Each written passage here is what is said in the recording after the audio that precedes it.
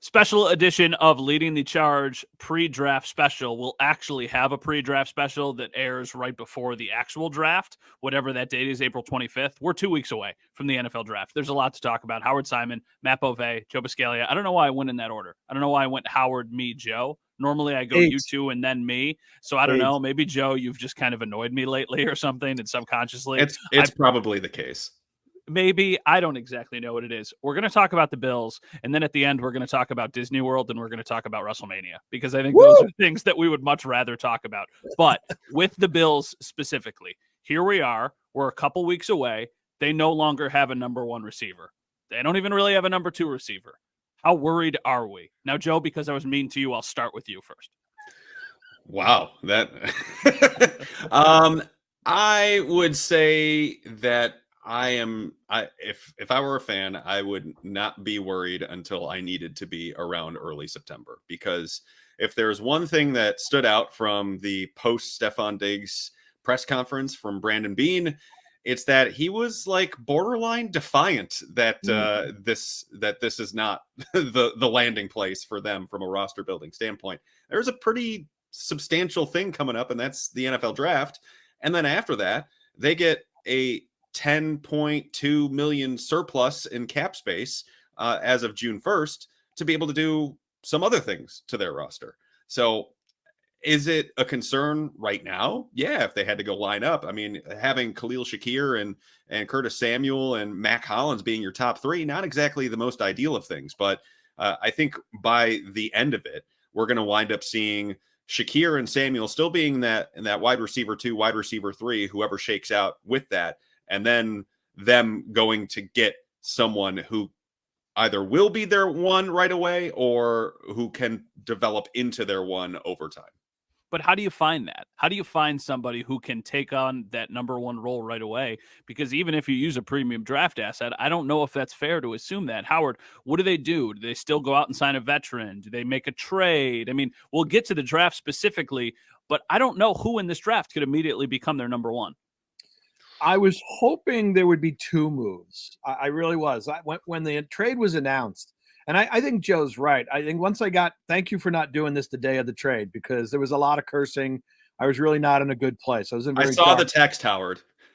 Yeah, I was not in a good place at all. So I needed a few days to come down from that area. But I do think Joe makes a good point, and I promise I'll answer your question, Matt. I do have faith in Brandon Beane. I mean, let's face it, more often than not, they've made the right decisions. They've done a good job of building a roster here. So I do have faith. And Brandon Beane is a smart guy. He looks at the wide receiver depth chart that you are looking at, Matt and Joe, and he says, oof, wow, we really need. He said in that press conference after the Diggs trade, one of the things he talked about was making the offense as dynamic as it can be. It is not right now. So he knows that. So I was hoping for two moves, quite honestly. I know the guys that are left in free agency, but I was kind of hoping he could still maybe pull a trade for an established receiver and still be able to get the first round pick on a draft choice. I know he said you always take the best player, and if all the guys they like in round 1 are all gone and the next guy is in the 2s, they would take another position. I would be shocked if they don't get a receiver in the first round, and that guy needs to step in and be the number one right away. Okay. Now, when I asked you that question, Joe scoffed a little bit. I don't think he was scoffing. It was not a scoff. It was a, ooh, okay. It was a gentle, like, I disagree with you. Now, yes. I think what you were alluding to. You called him mean. I mean, you were nasty to him. Yeah, what do you want? This has been not the banner day for my and Bove's relationship. Yeah, we'll have to make it up somewhere down the road. I think, because I've been reading all that I breaking news, I read all the stuff that you write at The Athletic. And you most recently suggested, Howard does too, the potential of a big trade up. Now, I thought we would eventually work our way to this, but I feel like that's the direction you were kind of going. Do you think that that's realistic? And do you think that's something they would actually do? I will answer that question real quick after I just mentioned something about what Howard brought up, the idea of trading for someone, which is, I think, a popular thing amongst the fan base, like Brandon Ayuk, T. Higgins, something like that. I don't think that makes a ton of sense because they basically just open up all this cap space for 2025, and they would have to use a premium draft resource just to get that guy. So you're using two big resources where you're just opening up things. So that's why I don't never say never, but to me, it makes more sense for them to go the draft out. All right, now back to the big trade up. I am of the belief that literally anything is possible with Brandon Beane in this draft coming up because, as Howard astutely pointed out, he's looking at the same depth chart we are. I mean, he likes Khalil Shakir. He knows that Curtis Samuel had a modicum of success with Joe Brady for the 1 year. That I know, there it is. I know modicum. You you know the word. He had 1 year of success, but Curtis Samuel at his best has been like at most a wide receiver 3. Same thing with Khalil Shakir. Even though it's only been 1 year for him, he's been like the third option in an offense. You can't really project either of those guys to be anything more than the 2 in your offense. So that's why I'm thinking they're looking at the same things we are. This is a wide receiver draft class that has 3 guys who can legitimately be Pro Bowlers, stars, right at the top. And that being Marvin Harrison Jr., Malik Neighbors from LSU, and Rome Odunze from Washington. I've gotten through all the wide receiver tape. Those 3 guys live up to the hype. I like Harrison Jr. and Neighbors just a little bit more than Odunze, but I still like Odunze a whole heck of a lot from a talent perspective. Like these 3 guys are just they can be a number 1 in an offense. Now, the first 2 guys that I mentioned, I think could be a number 1 right away, which is why I'm thinking, okay, well, if there is a year that you can kind of take advantage of things where Brandon Beane has accumulated an asset like the Minnesota 2025 second, which, by the way, might be pretty early because they have Sam Darnold as their starting quarterback or a rookie that they trade up for, whether it be JJ McCarthy, whoever, Drake May, whatever happens. So that could be an asset to them, maybe not in a trade, but for them looking at that pick as going, okay, that's now our de facto first round pick. If they were to make a move up the board that required them sending away their 2025 first rounder. So this year, because there's going to be such a rush on quarterbacks and the depth or the talent at wide receiver, where they've got 3 receivers who in most years would be the top receiver off the board, all in the same class, I think that presents an opportunity. Now, it just depends on how aggressive Brandon Beane wants to be and the cost of doing business. All right, I want to talk more about those guys specifically, but Howard, would it be a good idea? Would it be a good idea to give up your 1 this year, a 1 next year, and probably another premium asset to go up the board? Now, I know that people will find the low-hanging fruit of Sammy Watkins, but that is ridiculous because the quarterback was EJ Manuel and not Josh Allen. This person would be coming into an unbelievable situation to immediately succeed. Think about the Julio Jones trade rather than the Sammy Watkins trade. Exactly. But it is a lot. That's a lot. Yes. It's a lot to give up. Is it a good idea? Of course it is. I don't care how much it is to give up that stuff. They're trying to win a Super Bowl. I'm sorry. Did you look at that anger from the Diggs day came back just a moment? No, it is. I know it's a lot. And believe me, I have largely been, as far as sports talk and opinions, I'm largely a conservative person when it comes to opinions in sports talk. I don't care. I'm turning 62 in June. Pull the trigger, make the trade. Mac Hollins, Curtis Samuel, Khalil Shakir, Justin Shorter, make the trade. Don't forget about KJ Hamler. AJ Hamler and whoever else's reserve futures. All right. So I don't care. Look, there's a massive hole. What has been the strength of the Buffalo Bills in the last few years? The offense.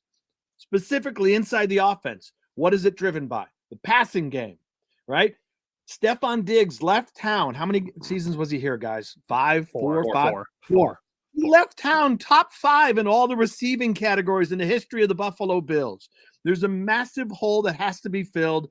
Yes, make the trade, move up. If you think you can get up and get Marvin Harrison Jr., I don't care. Give up whatever you have to get. Next year, you'll have oodles of cap space. You can go out and fill some needs in free agency. Give up what you got to get. Get Allen a weapon. You're supposed to be contending for the Super Bowl. Marvin Harrison is the one that I feel like is the white whale right? Like Marvin Harrison it almost felt so unattainable that it's not even worth having the conversation. Like I have these things right in front of me. I don't know if you can see these. These are Post-it notes with player names on them. These were prospect profiles that we planned to do. And the names on this list: Keon Coleman, Troy Franklin, Brian Thomas Jr., A.D. Mitchell, Xavier Worthy, Xavier Legette. Like these are all like the next tier, because I never thought when Stefon Diggs was on the team that they would have a chance of making a move like this. But now that he's gone, I agree with Joe. I think that anything is possible. Of the three, what do you like about them, Joe? Like Marvin Harrison feels like probably the most pro-ready and the safest, but Malik Neighbors might have the highest upside. Like, do you get that sense? Do you get that vibe? I think both of them have extremely high upsides, and I don't want to.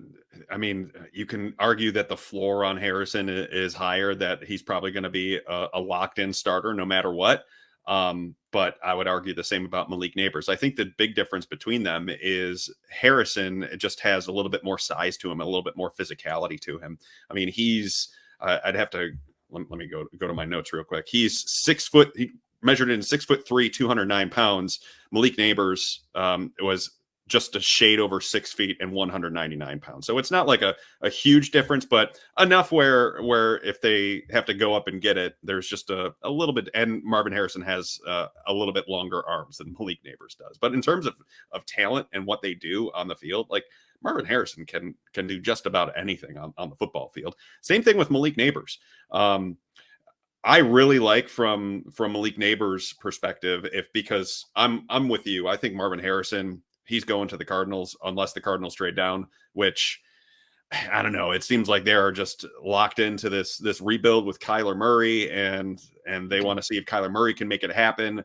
Marvin Harrison Jr., and they are starving for people to pay attention to them, and that is a lot. And one of their best picks they've ever made was Larry Fitzgerald, so I think there might be a little bit of a bias towards landing someone who has been likened to Larry Fitzgerald. So I think that's probably a bit too far of where the Bills can get to. So that's why the Malik Neighbors, Rome Odunze conversation comes up. And the thing I like about Malik Neighbors is his yards after catch, even though he's a bigger guy, and he can do it both ways. He can do it physically. He can do it by zooming past people. I think his 40-yard dash was in the 4.3s, if I'm not mistaken. Yeah, 4.35 with a 1.54 yard, 10-yard split. And the guy is just at that size, and it looks like he can get bigger too. I think he can absolutely just blow a hole through a defense. The way that he cuts, the way that he uses, he manipulates defenders already. It's just everything you're kind of looking for. And he lines up all three different spots: the slot, X, Z. You can put him anywhere you want. So I think for Neighbors, he projects well into the Bills' scheme if they were able to go up and get him. Odunze, I think, is a little bit more of like the X receiver type, and he doesn't have the same yards after catch ability to me, which is why Neighbors is a little bit more intriguing for the Bills, because Brandon Beane has talked a lot about yards after catch and getting more out of that, especially with cover 2 shell being such a heavily used defense against them. So, but like I said, I really like Rome Odunze too. So those two guys, if you were to move up and get one of them, I think you are potentially giving Josh Allen his number one receiver for the rest of his career. Howard, what do you want them to see? What do you want them to do besides just get a wide receiver? We all know that. Do you want them to get somebody like Diggs? Do you want to get somebody who's a little bit different than Diggs? Do you want them to get a pure outside guy? Do you want versatility? Like, what do you think that they need? I think they need a guy like Diggs. I mean, Diggs came in here and just invigorated the offense, right? Diggs could do whatever you need him to do. He could make some plays downfield. He could beat man coverage. He can beat zone coverage. He can get some yards after the catch. I mean, he's open when he's not open. I mean, I thought him coming in here, and he is one of the best receivers the Bills have ever had. He did everything for Josh Allen. I get it. It's a two-way street. Allen, as Brandon Beane pointed out to you guys, Diggs had never made All-Pro until he showed up in Buffalo. So Josh Allen had a big role in that, of course. But if you could replace Diggs with another Diggs as he came in from Minnesota, I'm good with that. Yeah, Diggs just younger and cheaper, right? Like that's ultimately what they're looking for. So they can. That's also the allure of moving up, by the way. That's a cost-controlled 4-year deal for a potential elite wide receiver superstar. That's why I think it. I'm honestly almost preparing for it to happen. Like I think we're going to be sitting in the media room, and all of a sudden it's pick 6 and the Bills logo shows up on the television and the Bills are on the clock and Bean gets on the phone and calls Joe Shane, or he gets on the phone with the Bears and is like, hey, you only have 4 draft picks this year. Why don't you add a bunch more assets and we'll go up and we're going to take Odunze? But what if they stay put? What if they're at 28 and they just like the class enough and they let it fall to them? You know, the names that I have on the little Post-it note that I just showed you, I feel like Brian Thomas Jr. would be the next best guy from all the consensus, but probably isn't. But he'll be gone. Yep. Like, do you like Ladd McConkey? Do you like A.D. Mitchell? Do you have somebody else that you like? Joe, is there anybody, if they stay at 28, you think would make a lot of sense? Well, and you brought up Joe Shane, by the way. I'll just aside say this: if the Giants miss out on the top 4 quarterbacks, watch out at 6. Because that would mean they would want ammo to move up for a quarterback in 25 next year, and getting a first round pick from the Bills along with their first round pick in 25 would give them a lot of ammo they would need to move up for their anyway. Of the next tier, I think the guy that would probably make the most sense for them would it really depends on what they're looking for, because now without Diggs they can kind of do a little bit of anything from a positional standpoint. Like if they wanted an X receiver, Adonai Mitchell is someone that looks good on paper because he's super fast, he's tall, he can go up and get it, but there's some weaknesses to his profile, like his yards per route run is one of the worst in the class, and that's usually a pretty big determiner of success. So do you think he can be an outlier and move above that, or based on the talent and that he was just underutilized? Or do you look at him basically playing second fiddle to a guy like Xavier Worthy, who looks like a pretty nice option himself? But with Worthy, like, would they spend a first round pick on him? I'm not ruling that out by any means, because that's speed down the field, top off the defense. I'm not sure he can play X just because he would have to deal with press at the line. So where exactly are you playing Curtis Samuel? Where exactly are you playing Khalil Shakir? And that's kind of the same conversation I have with guys like Ladd McConkey, Ricky Pearsall, players like that who don't have the flexibility to play at that X receiver spot. Like guys that I would like to see win from press more often than not. So yeah, I think Mitchell probably makes the most sense, but Worthy is tempting at 28 if they were to stay, because he's just a dynamic skill set. But I think what I might opt to do if I were the Bills is just wait. No, not even trade back. Wait until 60, because I see a lot of guys clustered together, and I think one of those guys have a good, because there's so many of them. I think there's a good chance someone just is there at 60 and take a premium asset, or make a micro move down into the top of the second round. Maybe Carolina gets a little itchy for one of those receivers, get a third round pick in the process, and go about your day. What should they do? I'm not asking specific player, but what should they do, Howard? Move up. Move up. I knew that was coming. I want a wide receiver, and you know what? I'm there are nightmares in my head of last year. I wanted a wide receiver last year in the first round. And what happened when the draft went into the 20s? Receiver, right? There was a big run on wide receivers. They ended up taking Kincaid, and I know he's a wide receiver who's I get it. My point is, I'm a very impatient person. I need to know, I guess I would need to know, honestly, and we won't know, how many guys Brandon Beane has put a first-round grade on in the wide receiver group.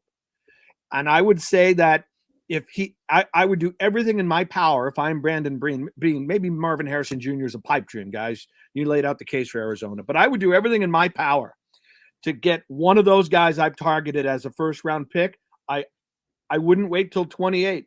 I would move up, and I have ammo. I've got a bunch of picks this year. I've got Minnesota's 2. I've got my own one next year.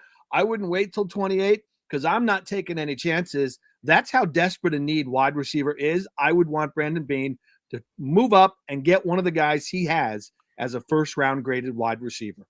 And I was just going to say, and I do think it's especially notable that Brandon Beane has also been defiant about the fact that they're taking a step back this year and wanting to still chase what they've been chasing after in 2024, even though they've released a lot of big name veterans. So that would certainly fit the bill if they were to do that. Joe, same question for you. Now, I feel like your perspective on this is interesting because you're doing your mock drafts and you're going to put those out as we get closer to the draft. But there's a very important differentiator here. You are putting out in those mock drafts what you think will happen, not what you think should happen. So I'm asking you, what do you think should happen? Well, the notion of trading up is usually never a smart one. Just from a draft asset management standpoint, it's usually you're going to be on the losing end if you're doing a pretty big move up the board. And it feels really good at the time because you're taking like, okay, did all this scouting work on this guy. We believe this guy can be an absolute superstar. And then, 3 years down the line, you're like, man, I wish I would have had that extra second round pick where I could have taken this guy that wound up becoming a Pro Bowler or whatnot. So it's a difficult thing. I see both sides of it, but at the end of the day, I usually just veer towards tendency of the general manager that I cover. And so if he loves to move up, which he clearly does, we have seen it time and time again. He did it for Kyer Elam. He did it for Dalton Kincaid. He did it for Dawson Knox. He did it for Zach Moss. He has done it constantly. Yeah. The only time he's moved down was James Cook. Yes. And maybe that should help him move down a little bit more. But that being said, I'm really not into the idea of what they should do because, I kind of separate that because, that's neither here nor there what I think they should do. What I think they could do is the more important question. And I think with him being ultra aggressive on draft day, and as Howard pointed out, lots of picks to play with here. They have a package, a pick package that can get them up to 6 or 7 if they wanted to. And it's just a matter of if they're comfortable with doing so. And if they believe that player is good enough, receiver, mind you, is good enough to move all those picks for. I think it's going to be like going to the car dealership and you go in and you're like, okay, I want this top of the line sports car. And then you get there and then you start to hear about how expensive it is and the maintenance that comes with it. And it's like, well, if you can't afford to put the gas in it, you shouldn't be driving this car. I think that they're going to trade up, but they're going to trade up for Brian Thomas Jr. because I feel like that's getting one of those guys who they think is a premier asset, but it's not giving up and mortgaging your entire future. I think that they get to the car dealership and they're like, man, we would really love Marvin Harrison Jr. or Malik Neighbors, but we also really love the idea of having a first-round pick next year. So all right, we'll move a second-round pick next year, and we'll move up, and we'll get Brian Thomas Jr. Like, that's what I'm anticipating happens. That's who I'm going into the night thinking that the Bills will pick. But, like you said, I mean, Brandon Beane's traded up in the first round 4 different times, and he's only been here since 2018. So that's a lot. So he likes – I was just going to say, but also keep in mind a future second-round pick is only the equivalent of a this year's mid-third-round pick, and so that cuts into their value a little bit. So I could see them doing the micro move up for Brian Thomas Jr. I could also see them doing a mini move up for Adonai Mitchell just because he fits maybe what they're looking for in the offense. Even if I don't love him as a prospect, that's not my opinion that matters. It's what they would see in their offense. Matt, here's the problem with your analogy. I'm going to switch from cars to food, which is what I love the best. So this is like I'm sitting there thinking, I could really go for a nice juicy steak. A really fancy steakhouse would be nice, but it's a fortune. And I end up going to Chick-fil-A. And then I get done with the meal. And I'm like, I should have forked over the money and gone to the steakhouse. It would have been a more enjoyable experience. I don't think that there is such a thing than a more enjoyable dining experience at a Chick-fil-A, but that's this coming. I won't go there. I won't go. Yeah, there. I love it. I love that. Like the sandwich, not like the sandwich is so good, but we also both love Disney World. I think we all like Disney World. Sure. What are you most excited about at Disney World?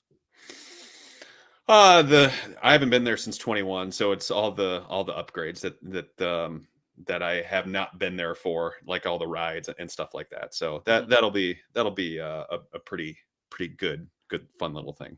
Cosmic Rewind is incredible. Like Tower of Terror is always going to be my favorite ride. There's a mix of nostalgia and just loving the ride there, but this is now absolutely in the conversation. It is so good. Tron kind of stinks, but you got to ride it. Like it's still not bad, but it's very overrated.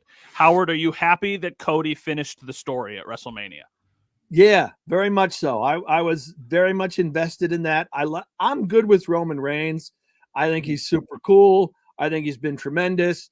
But I was rooting hard. I was rooting hard for Cody to win. And when he won, I was a very happy individual. I actually loved it. I thought the whole thing about bringing in like Cena and The Undertaker pops in, I just thought it was really well done. I thought WrestleMania turned out, that main event was fantastic. So I'm very happy with that.